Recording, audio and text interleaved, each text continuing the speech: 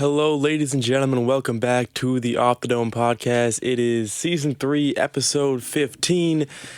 The NBA is in full swing now. It's official. The end of the season is coming up. We really get to finally get into the meat and potatoes of the NBA season. When I say the NBA is in full swing, I mean the real NBA, the NBA that we have been waiting for. The time of year that is the reason why we are all basketball fans. The reason why we even watch the game of basketball is because of this time of year. After the playoff game, after the playoffs is really when this shit gets very fun. I'm trying to move this out of the way because I think it's blocking my face. I don't know. There, now that's better. Okay, we're here. It's all good. I've been watching actually a lot of basketball. I don't know if that you guys, if you don't already, you should be following me on Instagram, BallerNation60. It's the same as my TikTok. It's the gram's going pretty hard right now. I'm not gonna lie, because I've been watching a lot more basketball recently, and so therefore I've been wanting to post a lot more. Because from January to about, I don't know, a few weeks ago, I really didn't watch too much. I'd catch a game here and there if it was nationally televised, but I really didn't watch too much basketball. But now I've really got back into it. There's been a lot of shit to talk about. I think this is going to be a very good episode because I've got some very compelling topics here. The first one is who's going to the finals right now. That's a question that currently, right now, is more wide open than it will be at any other point in the season. Because from the Eastern Conference, you could argue there are 6 teams that could make the finals in the Eastern Conference. That you could genuinely be like, all right, like you wouldn't be too shocked if they made the finals. If I told you that they would make the finals. The only one, like I say 6, because there's kind of like the big 5 in the East. Obviously Miami, Chicago, and then Brooklyn, Philadelphia, Milwaukee. Any of those 5 teams, I mean, if I were to tell you that they were going to be in the finals, you wouldn't be that shocked. You may not agree. You may think, you may not think that they will be in the finals, but you wouldn't be that shocked because they're all very good teams that have a genuine shot at the finals, especially if healthy. But the 6th team is the Boston Celtics, who've really been coming on as of late. They're more of an outsider than those big 5, but they've been playing really good basketball. They've been the best defensive team in the NBA for quite some time now. They've really been coming on, and out west it's crazy. It's always wild. And then the wide open playoff race. Once again, this season is full of. It's crazy. It's wide open. That's just what it is. There's no other way to put it. It is wide open. It's very hard to pick and choose what teams will come out of each conference. It's very difficult to choose that. Next up is the Lakers have been struggling recently, and I'm going to talk about what has happened with the Lakers, what's going on with the Lakers. Do I see them moving forward? Like what do I see out of them moving forward? And number 4, will James Harden work in Philadelphia? It's been 2 games as of recording this. Harden's played 2 games in Philadelphia, and the fact that I've asked the question, will Harden work in Philadelphia, after watching those 2 games, I mean, the answer is yes. Like, it's James Harden and Joel Embiid that pick and roll game is insane. The fact that James Harden made Clint Capella into a pick and roll, James Harden and Clint Capella's pick and roll was crazy and unstoppable in Houston, and got into a conference finals and almost beat the Golden State Warriors, who had 4 of the who had one of the most stacked teams of all time. Now that he's got Joel Embiid, who might just go out and win the MVP this year and is leading the NBA in points per game, it's terrifying. It's scary hours, but I do have some points to talk about. I just watched the Knicks game earlier today. I'm recording this on Sunday. However, we are going to start with who's going to the NBA Finals, and I've kind of ranked. I've gone with the West and the East. I've ranked my top 2, 4. I've ranked my top 5 coming out of each conference, and with the Eastern Conference, I just kind of mentioned that the Boston Celtics are that 6th team. They are obviously in a tier above, I think, the Cavaliers or the Raptors as far as chances or odds to make the NBA Finals. But I think, and I'm also going to get into the Vegas title odds, because this year's Vegas title odds at the All-Star break compared to years past, going back to 2016, have like going 2016 to 2021, the Vegas odds were very lopsided in that there'd be 1, 2, maybe like last year there was like 3 teams that you could kind of see. But this year there are like 7 teams that could win the championship. It's crazy. The odds are there's no real favorite at this moment in time. It's insane. And you don't need the odds to tell you that. Just watching the games can tell you that there's not very much parity at all in the NBA right now. We're gonna start though. The Western Conference, the top team who's gonna go to the NBA Finals out of the Western Conference. I've ranked them. The team that I think is most likely to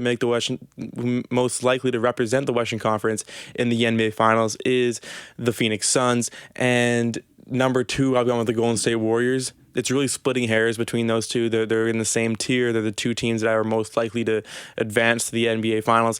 At this moment in time, especially if Chris Paul can come back being healthy, I hope he does. I love Chris Paul, and I really think that this is Chris Paul's year. This is his year to win a championship. I mean, Chris Paul, obviously his window's closing, but he's still a very, very valuable player in the NBA. I think he's a top 20, top 15 player in the NBA, and the value that he brings to whatever team he plays on is immense, and he adds more value to teams than pretty much any other player in the league. And this Phoenix Suns team is damn good. They really are. They play high pace, high intensity basketball. They almost won the championship last year. They're up 2-0 in the finals. But this is Chris Paul's year. So I've gone with Suns number 1, Warriors number 2. I picked Memphis as a team with the third most likely team to come out of the Western Conference. 4th, I've gone with the Denver Nuggets. They've got some injuries. They do, but if those guys can, like, the Jamal Murray stuff, I'm pretty sure Jamal Murray's done, and Michael Porter too. But I'm looking through the West, and it's hard for me to visualize a lot of these teams. Like Utah, I don't really trust at all. Dallas, again, is a young team. I honestly think that Denver has a better chance than both those teams going to the NBA Finals. And 5th, I've got the Lakers. And the Lakers is just because it is LeBron James, it is Anthony Davis, and I'm not going to say that they're completely out of the running, even though they are 9th. I'm going to get into their struggles this season. But it's LeBron James and it's Anthony Davis, and it's so difficult for me to just count them out. I can't do that. I really can't. As a basketball fan, I've learned over the years that you just can't simply count out LeBron James's teams. You can't do it. You really can't, maybe it's my fault, but I've grown up being so used to watching LeBron James in the NBA Finals and making deep playoff runs and just causing havoc throughout the league that it's so difficult for me to just be like, oh yeah, he's 9th right now in the West and it's over and he's got no chance. I can't do it because I've seen LeBron James dominate this league for too long. I've seen him do too many inexplicably great things throughout his career to just count him out of the running to at least make the finals in this season. I can't do it. That being said, I give the Lakers a 5th best chance to come out of the Western Conference behind the Suns, Warriors, Grizzlies, and the Denver Nuggets, led by Nikola Jokic. Out in the East is a whole different story because the Eastern Conference is crazy. Now, when I originally first made this list, I put the Philadelphia 76ers, the team that the 76ers are the team right now. They are my pick to come out of the Eastern Conference. They are. They look really good. They are very scary. I'm going to talk about this a bit later, but when I was watching the game today against the Knicks, the lineup of James Harden, Joel Embiid, Tobias Harris, Maxey, and Matisse Thybulle is very scary. That is a team that can get you to the NBA Finals. That's a lineup. That's a 5-man lineup that can get you to the NBA Finals and win you an NBA championship. That's a very good lineup. It really is. My worry with Philadelphia, and I'll get into it later, is how they play without Harden on the floor, how they play without Embiid on the floor. That's my only real concern. I got the 76ers as the best odds to get to the finals out of the East. The Bucks, a close second. And then the Brooklyn Nets I've gotten 3rd. But the thing with Brooklyn, the reason why they are 3rd and not 2nd, not ahead of the Bucks, is because I just don't know about injuries. It's the health. If KD here's what I'll say: if Kevin Durant and Kyrie Irving are healthy, I'll put the Nets and 76ers as 1A and 1B as far as most likely to get to the NBA Finals. especially, and I think it's going to happen that the state of New York will lift the vaccine mandate, so Kyrie Irving will be able to play home games, which again is going to be a huge advantage for the Brooklyn Nets going forward. And then I've got the Miami Heat and the Chicago Bulls behind Philadelphia, Milwaukee, and the Brooklyn Nets as far as the best chance to get to the NBA Finals. And here's the thing. Yes, Miami and Chicago are the two top teams in the Eastern Conference standings right now. However, if you're asking me which teams do I trust the most and which teams do I think are who have the best chance of winning an NBA championship or getting to the NBA Finals, or which teams do you think can win a 7-game series, I think the 76ers, Bucks, and Brooklyn Nets, fully healthy, those 3 teams can all beat the Heat and Bulls in a 7-game series, fully healthy. They can. I mean, the Bulls and Heat they're very good right now. They're doing great. But they just don't have, neither of those teams have a superstar that can compete with the likes of James Harden, Joel Embiid, Giannis Antetokounmpo, Kyrie Irving, Kevin Durant. The Miami Heat and Chicago Bulls don't have that guy. They just don't. They don't. They've got some great star players, but if you're trying to tell me they have a A1 kind of ultra megastar that can lift your team through tough times and get into the NBA Finals and win you an NBA championship, because you look back, and this is similar to the Toronto Raptors before they got Kawhi Leonard, and the year after Kawhi left, this is the same thing. They've got great players, and these Chicago and Miami are better than the Toronto Raptors were.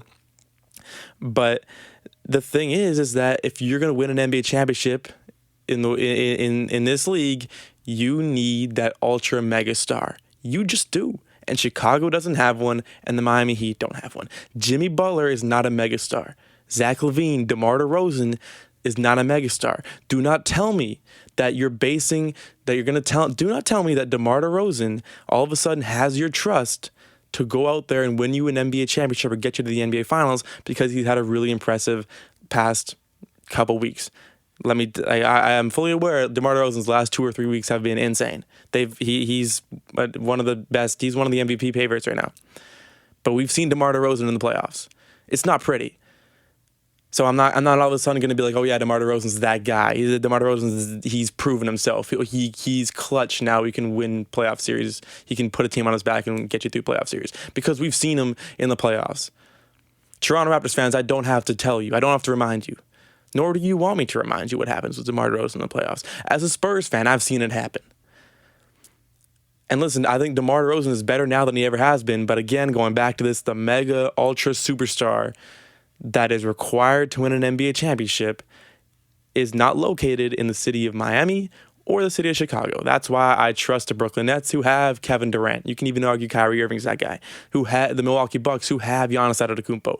The 76ers, who have Joel Embiid, who have James Harden. They have those guys that can win you championships. That upper echelon of NBA player are found in Philadelphia, Milwaukee, and the Brooklyn Nets. Going now to something that's a bit more interesting for me, or that maybe not more interesting, but something that really is interesting. Looking back at the Las Vegas title odds for the NBA championship at the All-Star break through the years is really interesting. 2016, at the All-Star break, the Golden State Warriors were, let me just read this real quick, were 46% title odd favorites in 2016 at the All-Star break. Cleveland Cavalier, the Cavs were 20%, Spurs were 20%, and then the rest just weren't really relevant at all. Fast forwarding to, let me just get 2017, at the 2017 All-Star break, Golden State Warriors, 56% title odds to win the NBA championship. The Cavaliers were at 21%. A year forward, 2018, the Golden State Warriors had 52% chance of winning the NBA championship at the All-Star break. Cleveland had 14%, Houston had 14%, and then the rest was like 6%, like not really relevant at all. 2019, the Warriors had 61% chance of winning the NBA championship. They were 61% title odd favorites according to Vegas. And then after that, Toronto, Milwaukee, Boston, Philadelphia, all between 7 and 5%. You see a pattern here. It's very, very one-sided. 2020 was a bit more open at the All-Star break. It was the Lakers, The Bucks and the Los Angeles Clippers all between 26 and 21%. The Houston Rockets were in fourth. Again, though, that's only really 3 teams that have the odds. 2021 last year gets a little bit more diverse. Lakers at 21%, Nets at 20%, Clippers at 13%. You had Bucks, Jazz, 76ers taking up the tail end. And this year, the odds, the Brooklyn Nets have 14% odds of winning the NBA championship. That's the highest. Remember, Golden State had like 73% chance, 60%, 50%. The Lakers even had like 30% chances. Brooklyn, the team with the highest odds of winning the NBA championship this year, Vegas has them at a 14.8% chance. Golden State and Phoenix also at 14.8%. The Bucks at 10.8%. Philadelphia at 10%. Miami at 6%. Utah at 5%. And then the field, they don't really specify, but the field, 22% chance. Like, it is more, the league is more diverse now than it ever has been. The odds are so spread out.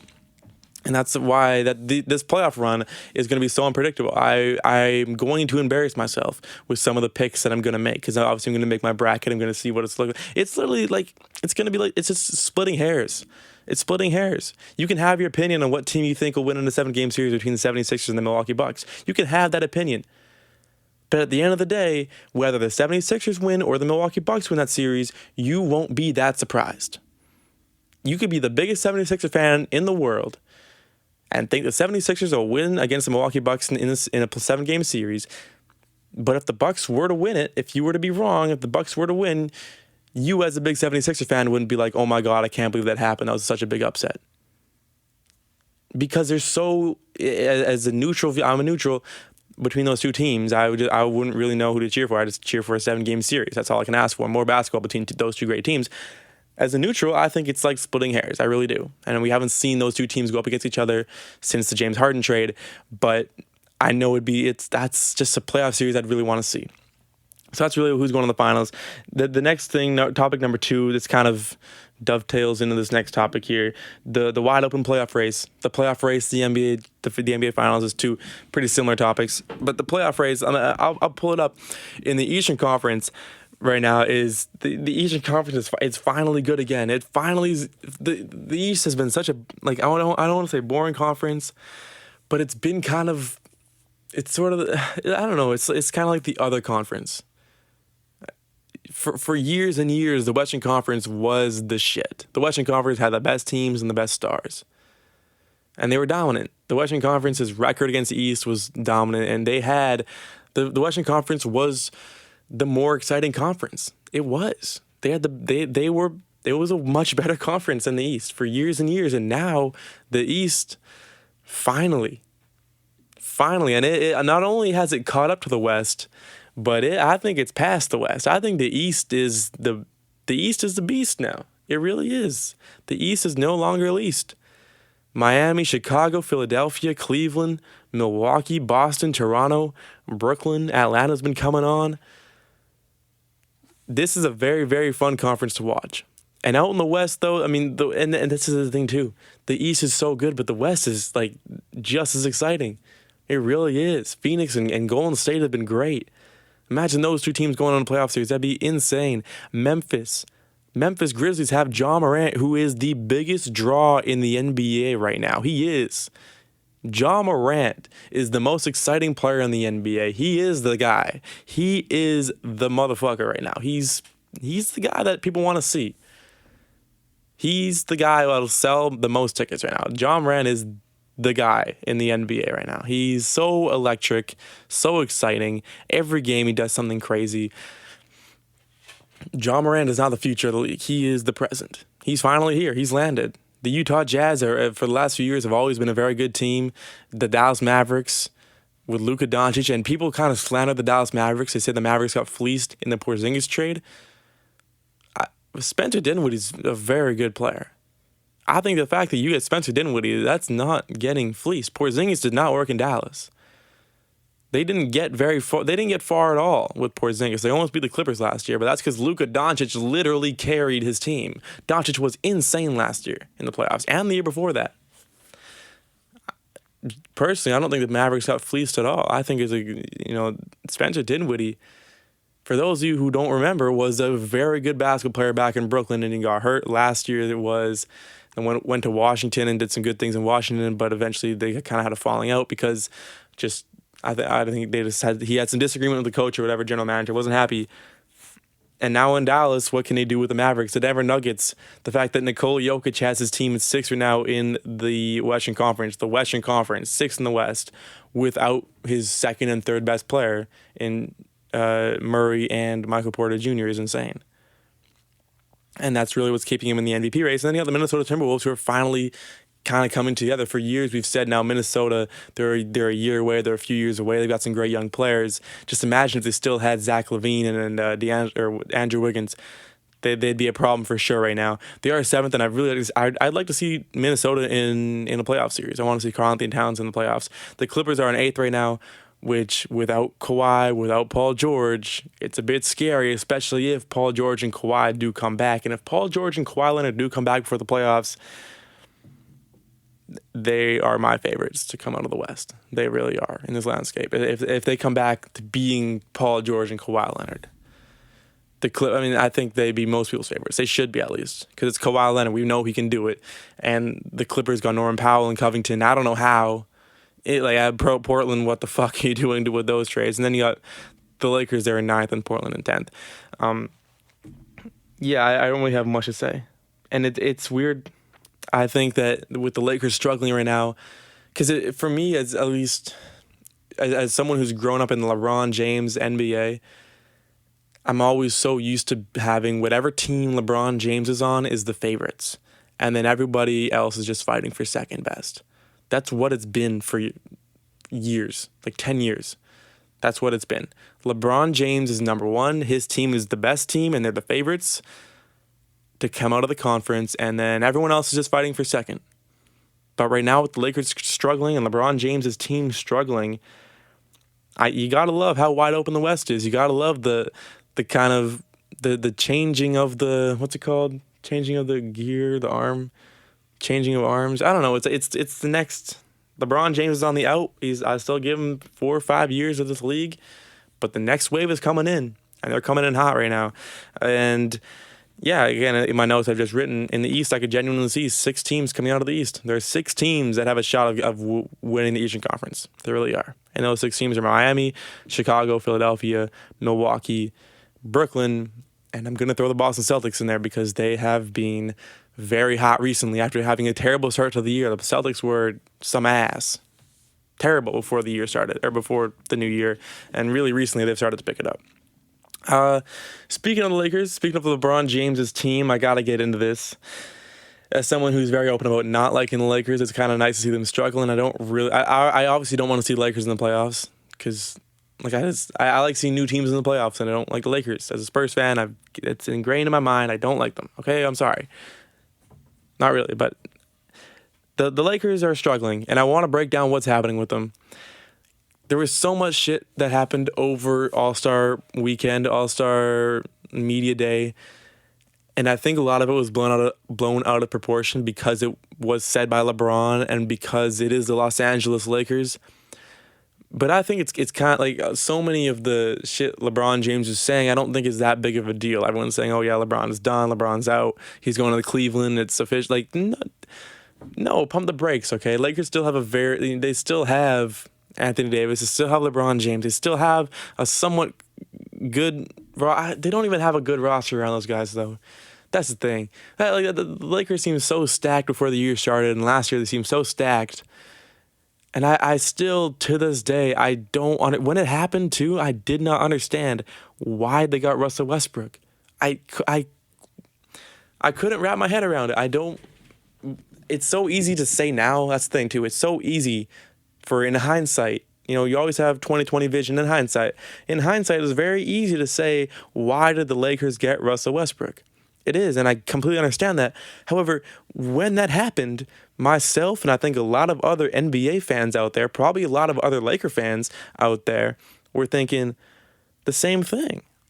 Why did you go out and get Russell Westbrook? What has Russell Westbrook proven? What has he done to convince you that this is the guy to get you back to an NBA championship?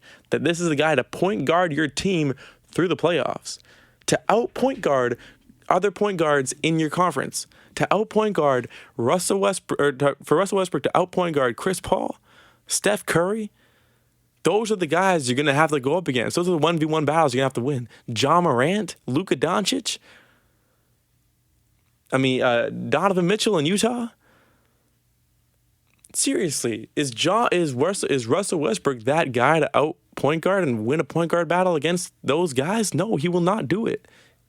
Maybe a few years ago he would have, but not anymore. And that's why I was so confused when the Lakers went out and got Russell Westbrook. And it's not just Westbrook. He's an easy scapegoat. He really is. But I think it's just a dumb move to bring him in, because Russell Westbrook hasn't done anything differently this year.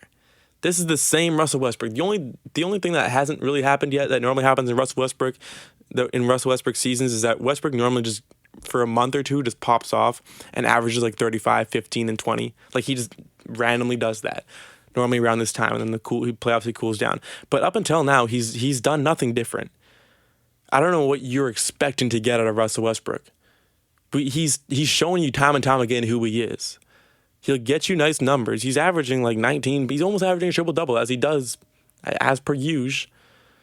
19-something points per game, and he's putting up good numbers. He always does. But he's not doing anything differently. He's not like he's fallen off a cliff, Russell Westbrook. It's not surprising to me what he's doing with the Lakers, because it's the same shit he's been doing the last few years. And that's why it confuses me. You got Russell Westbrook, and then you go and get Carmelo Anthony? Like, no, I know I'm kind of slandering both of them, but I'm a fan of these players, and I grew up watching these players. When I first started watching basketball, Carmelo Anthony was the shit back in 2011, 2012, 2013, 14. Melo was the shit. Russell Westbrook, he was the next big thing. Him and KD were going to take the NBA over. I loved those guys growing up, but I'm just calling it how it is. I'm saying it how I see it. That makes no sense. It makes no sense you went out and got him. And even like going back to last year here, I'm on NBA.com. September 2021, they brought in DeAndre Jordan and Austin Reeves. Okay, and they traded Marc Gasol away to the Grizzlies for some player that no one's ever heard of. Okay, bringing in DeAndre Jordan, I think he's in Brooklyn now. He's doing his thing. He's not that great. I think the Austin Reeves though, the thing is too, the Lakers brought in DeAndre Jordan and Austin Reeves in the summer. No one in the Lakers thought that Austin Reeves would be one of the most important pieces to the team right now. Austin Reeves is a very important piece to the LA Lakers right now. He's a guy, and I'm a big fan of Austin Reeves, not to diss Austin Reeves or anything, but if you're going to win an NBA championship, Austin Reeves cannot be one of your 3 or 4 most important players on your team. He just can't be, with all due respect. He's a young rookie. But he's not. You can't have a guy like Austin Reeves being your 3rd best player on most nights, or 4th best player, 5th. And I think that's a completely fair thing to say. Okay, then they brought in Collison on a 10-day contract in December. Stanley Johnson on a 10-day in December. He's still there. And then in January they finally signed Stanley Johnson. Then they made some weird trades. They got Rondo, to the Knicks, and Rondo to the Cavaliers for Louis Labriere or someone, again, like players who you just don't know. And then in February, they had no trades. They did nothing at the trade deadline. And I don't like this thing where people are saying that they should have got John Wall. They should have traded John Wall for Russell Westbrook. Listen, John Wall is not going to fix your problems. He was a great player. Again, I grew up watching John Wall. I loved watching prime John Wall. That motherfucker was a flashy guy. And I really enjoyed watching prime John Wall, but he's not like John Wall is the biggest finesse god in the NBA. He had like 3 really good years, got a huge contract, and then hasn't played. Like he's making so much money right now for doing fuck all. He fleeced the league. Class, John Wall. No hate against the guy, but he was not going to fix Lakers' problems. I don't know. Those are my thoughts on Lakers. It's nice to see them struggling. It is. At the same time, I feel like kind of bad for them because Actually, no, I don't. I don't feel bad for the Lakers. I don't know why I'm trying to like not make Laker fans hate me, but I'm just gonna be honest. I don't really feel bad for the Lakers at all. I hope they don't make the playoffs. I just don't. I genuinely don't. Anyway, that's it for the Lakers. Up next, the 76ers. James Harden. James Harden. Like, fuck. Harden and Joel Embiid is not fair. It really is not fair. I was watching them against the Knicks and against the Timberwolves. And I get it's only 2 games against teams that aren't very good defensively. And I'm going to get into a lot of the things that I saw in that game that could be of concern moving forward. And I think that will be of concern moving forward. But James Harden and Joel Embiid work together. James Harden makes the 76ers a better team than what they were before. He does. It's a simple thing. And I'm looking at it, and when I see James Harden at the top of the fucking three-point line, and he's dribbling, and I see Joel Embiid, this 7'1" MVP caliber player who's leading the league in points, and this guy is huge. He's one of the most strong players in the NBA. Again, I think another All-Star game event, the All-Stars should start having like a combine, and I'd love to see who's stronger between Steven Adams and Joel Embiid. I think that'd be just very entertaining to see. But when I see Joel Embiid setting a screen for James Harden at the top of the three-point line, I know it's over. I know it's GG. There's going to be buckets coming out of this, or at least a wide-open shot when Harden kicks it to the corner or something like that, because teams will double team. That's what the Knicks are doing. The Knicks are doubling Harden and doubling Joel Embiid. You have to double 2 players on this team. That is insane. That's why Maxi's going to start going off. I think Tobias Harris will start to thrive. Matisse Thybulle, maybe not offensively, but defensively, he was really good in the game today. I just kind of tossed it in there. But I'll say this right now. James Harden and Joel Embiid are the best duo in the NBA right now. They are. And the thing with Harden is, and I said this over and over again when he was in Brooklyn, James Harden in Brooklyn was purposefully having, I guess you could say, worse stats or like lesser stats. His statistics, his stat lines were not as impressive as they were in Houston. And Harden was doing that on purpose. He wasn't scoring 36 points per game, not because he wasn't able to score 36 points per game in Brooklyn. He can still score the basketball, but because he didn't need to. It wasn't his role. He had Kevin Durant. He had Kyrie. At least one of them. Most of the time it was Kevin Durant. It was the whole injuries, and they barely played together. But when it was him and KD, Harden knew, all right, KD's my guy. I'm going to work with him. And I said this over and over again. James Harden is willingly, and he's choosing to score less. And in Philadelphia, we've already seen him put up some really nice numbers. I think we're going to see James Harden of Houston, James Harden of old coming back. I don't expect him to be putting up 36, 40 points per game. Not at all, but at least I think Harden will probably put up between 25 and 30 points per game going the rest of the way for the Philadelphia 76ers, and definitely over 10 assists per game. And by the way, the amount of times that Harden and Embiid and the whole 76ers team gets to the free throw line is frightening. It is. And I don't think it's I really, there's nothing I can say. I'm not gonna discredit Philadelphia for getting to the free throw line so much, because Joel Embiid was already one of the most fouled players in the NBA. James Harden, we all know, he gets to the free throw line amazingly. That's maybe what he's best at, is getting foul shots. And Joel Embiid, the same thing. And now they're on a team together, and they will frustrate opponents, especially down the stretch of the season. And in the playoffs, will they get as many calls? No, but they still will get more calls than the other team. And the thing I'm not dissing Harden and Joel Embiid here. If anything, it's a compliment. You can't stop James Harden consistently without fouling him a few times.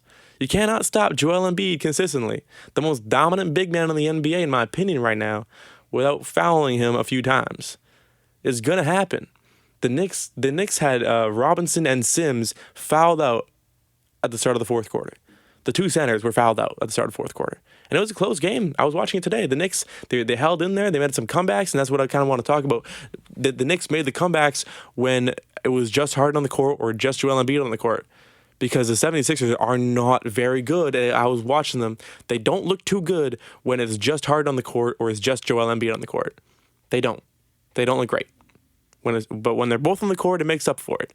Okay, but the Knicks went on a run when it was, I think, just Joel on the court and I think Harden on the court too at the start of the fourth quarter. The Knicks went on a run and tied the game up But because they got into foul trouble. They all got into foul trouble because Joel Embiid was causing such havoc and James Harden was causing such havoc down low that both of the Knicks centers, big men, were kicked out of the game early in the fourth quarter, and then the 76ers just destroyed them. They ate them alive for the rest of the game.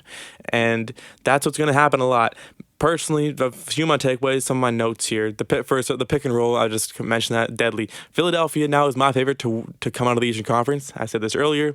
Both teams, Philadelphia and Brooklyn, I think, got better after this trade. I don't think that there's the real winner is yet to be determined. Whoever makes it further in the playoffs, I guess, is the real winner of this trade. But I think the 76ers are better off now than what they were before. Now they are, in my eyes, a legitimate, genuine contender. The Brooklyn Nets, even if Ben Simmons doesn't play, if you can get Kyrie playing consistently alongside Kevin Durant, especially through the playoffs, that's enough. That really is. And if you can have the morale high and you don't have so much drama going on around, because we know Kevin Durant, we know Kyrie Irving, and James Harden too. Those are three of the most, drama follows them around everywhere. There's always shit happening when it's with Kyrie. There's always shit happening with Durant or Harden. They're always unhappy in whatever situation they're in. It happens over and over again. And now you got one of them out of the picture. You got some good pieces in there as well. Seth Curry, and especially if Ben Simmons can come back and be somewhat good. I think Brooklyn wins it too. Brooklyn got better out of the trade too.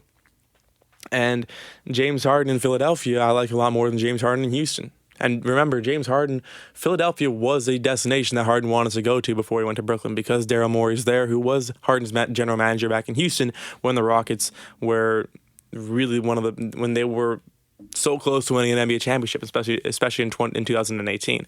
And that's the next thing. Because it's James Harden and because it's Joel Embiid, there will be very high highs and very low lows the rest of the way this year for Philadelphia. James Harden is always shit happening. Joel Embiid, we all know he's not very consistent in that throughout the years. He always gets hurt, and there's always shit. You can never fully trust the health of Joel Embiid.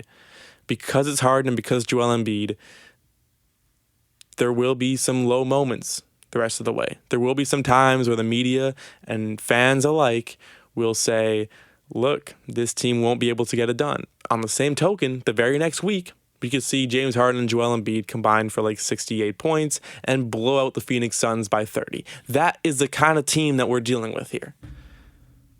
It's high highs and low lows. It's James Harden and Joel Embiid. That's what it's been their entire careers. It's not going to all of a sudden stop. It's not smooth sailing. We're not coasting into the playoffs now for Philadelphia. We're not coasting to the Eastern Conference Finals.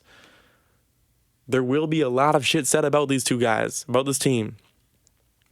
The next thing is what I kind of mentioned earlier. James Harden and Joel Embiid will need to play a lot of minutes together on the court because Philadelphia they've gotten, they're not as deep as they were before. They don't have as many ball handlers as they had before. Harden and Embiid, if they're going to be successful, if they're going to win an NBA championship this year, they will have to play together at least 30 to 35 minutes a game, ideally closer to 40 minutes a game, consistently throughout the playoffs to win an NBA championship. That's what's required. They need to be on the court together a lot. They just do. Because from the two games I've seen, the 76ers haven't looked that good without both of them on the court. They've struggled. At least that's what the eye test tells me. I haven't really done the plus minus or anything like that, but the eye test tells me that when it's just James Harden on the court and when it's just Joel Embiid on the court, it doesn't look too pretty. It just doesn't. And I already mentioned this earlier, but the lineup, my final takeaway, and this is maybe my hottest take of the year so far, but the five-man lineup of James Harden, Joel Embiid, Tobias Harris, Tyrese Maxey, and Matisse Thybulle are good enough to win an NBA championship. That five-man lineup is as good as any five-man lineup in the league. And they are that five-man team. If you're going to tell me that this is your team, score tied, Game 7 of the NBA Finals, 6 minutes left in the fourth quarter, if that five-man team checks in, I give them just as good a shot as any other five-man rotation lineup in the NBA. That's a team. Harden, Embiid, Harris, Maxey, and Thybulle. They can win you a championship. They just can. That's really it. That's it for me. It's been an eventful week of basketball. It's been some really good games. Again, I urge you to follow me on Instagram at BallerNation60. I'm getting back into it. And it's been fun posting on the gram for sure. And yeah, ladies and gentlemen, thank you very much for watching, tuning in, listening to this podcast. I really appreciate y'all. That's really it for me this week. I'll see you next week again. I've been pumping out these episodes pretty consistently now. It's kind of sick getting into the groove right now. But that's it. It's whatever. I'm feeling good, living better. Ladies and gentlemen, peace out, y'all.